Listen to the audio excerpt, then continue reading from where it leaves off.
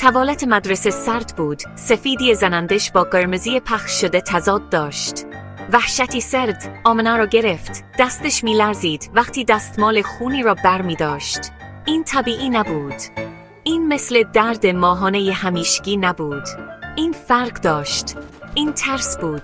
وحشت گلویش را گرفت. خفش می‌کرد. می‌خواست فریاد بزند، مادرش را صدا کنند. اما صدایش در گلویش گیر کرده بود. بوی فلز خون فضای کوچک را پر کرده بود. سرش گیج می‌رفت. از توالت بیرون آمد. پاهایش می‌لرزید. لبه‌های دیدش تار شده بود. صدای همهمه از راهرو می‌آمد. اما آمنه احساس تنهایی مطلق می‌کرد. زانوهایش خم شد و روی زمین افتاد. دنیا دور سرش می‌چرخید. صدای زنگ بلندی توی گوشش پیچید و صدای پچ پچ و خنده‌های دور را خفه کرد. آجیر آمبولانس زوزه می‌کشید، صدای گوش خراشی که از میان گیجی آمنه می‌گذشت. مادرش دستش را گرفته بود، صورتش نگران، چشمانش قرمز و پر از اشک‌های نریخته. آمنه می‌خواست حرف بزند، مادرش را آرام کند، اما هر نفس دردی تیز در شکمش ایجاد می‌کرد. دنیا مه‌ای از نورهای چشمک زن و قدم‌های عجولانه بود. غریبه‌هایی با لباس‌های آبی و سبز دورش بودند، صورت‌هایشان گرفته، با صدای آهسته پچ پچ می‌کردند. آمنه حس کرد که روی برانکارد گذاشتندش. سردی پلاستیک پوستش را یخ کرد. صدای بوق دستگاه‌ها توی آمبولانس می‌پیچید. صدایی منظم در تضاد با تپش شدید قلبش. با هوش می‌آمد و از هوش می‌رفت.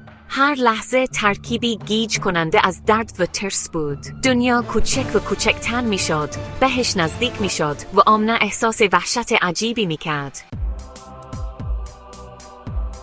هوای بیمارستان بوی مواد ضد عفونی می‌داد، بوی بیروح که بوی ترس پنهان را از بین نمی‌برد. آمنه روی ملافه‌های سفید تمیز دراز کشیده بود.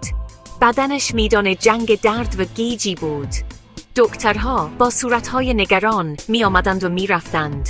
صدایشان پچ پچی آرام بود که آمنه نمی توانست بفهمد. آزمایش می گرفتند، سوزنها پوستش را سوراخ می کردند، دستگاهها دورش و زوز می کردند.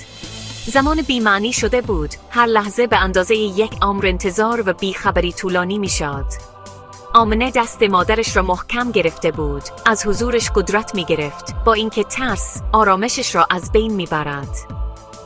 بعد سکوت سنگینی بر اتاق حاکم شد. دکتر، زنی قد بلند با چشمان مهربان، به تختش نزدیک شد. چهرهش بی احساس بود. نفس آمنه بند آمد، قلبش محکم به سینه اش می‌کوبید. دکتر خم شد، با صدای آرام و ملایم کلماتی را گفت که دنیای آمنه را خراب می‌کرد. بارداری، آمنه. کلمات در هوا معلق ماندند، سنگین و خفه کننده. باردار؟ این کلمه غریب و غیر ممکن به نظر می رسید.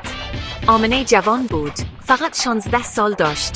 زندگیش پر از کتاب‌های مدرسه و رویاهای نوجوانی بود. مادر شدن جزئی از برنامه اش نبود، نه الان، نه اینطوری.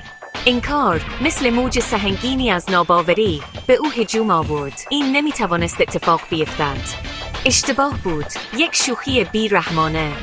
به مادرش نگاه کرد، صورتش رنگ پریده، چشمانش از شوکی که آمنه هم داشت گشاد شده بود. در آن لحظه دنیا زیر و رو شد.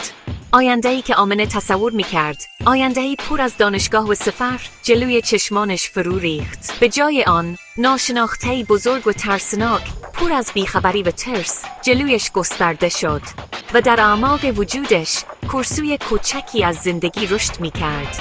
یادآوری همیشگی مسیری غیر منتظره که زندگیش در پیش گرفته بود.